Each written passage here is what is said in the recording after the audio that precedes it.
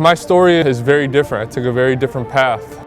I was recruited out of high school to play anywhere, but I had the belief in myself. There's going to be a lot of obstacles in your youth career. As long as you work hard, you'll be successful on the field and off the field. I was playing at a park one day. An alumni at Yavapai College saw me playing, and my whole life changed in that moment. Walked on to Yavapai College, and I broke every record in the school. 2 national championships, National Player of the Year.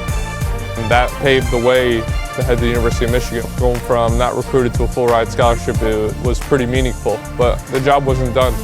You know, Justin's a guy that never gave up, and he had that belief in himself, worked on both sides of the ball equally hard, and had the talent. And that's when he flipped the switch and said, you know what, I'm going for it. I'm going to be the best. It's a real legacy that Justin left for Michigan. As professional athletes, we have a duty on the field, but we also have a duty off the field. Giving back through my soccer camp is number one for the next generation, because I was once in their shoes.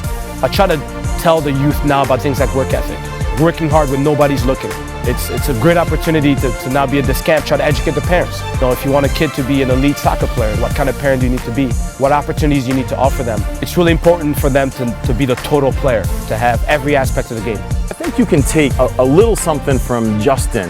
No one's gonna believe in you until you believe in yourself. But you've gotta believe you're a good player. You've gotta have that confidence. And once you develop that confidence, in addition to the technical and the tactical and the physical part of the game, it really does open up for you.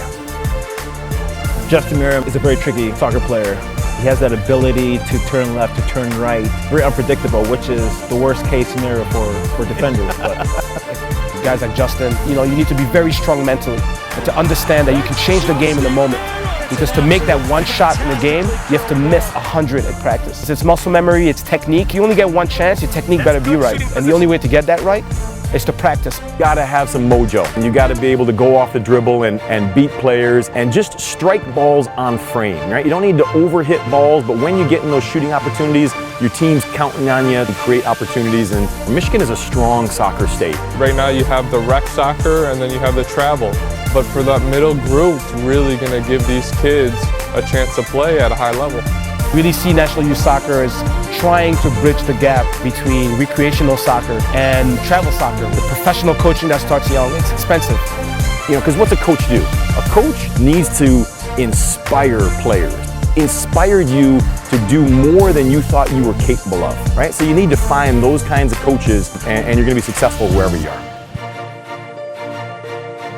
It was really cool for my son to finally meet a star, someone that made it, that plays for the MLS, that's gone through everything he's gone through. So it was really exciting for him. From a kid from a park to MLS team's MVP, I've come a long way by sharing my stories and my similar struggles that I had at their age. To kind of show the kids firsthand that, hey, I was like you. Because I was once in their shoes, looking for advice, looking for someone to look up to. You know, I hope these kids take all the advice we give them and progress their youth career going forward.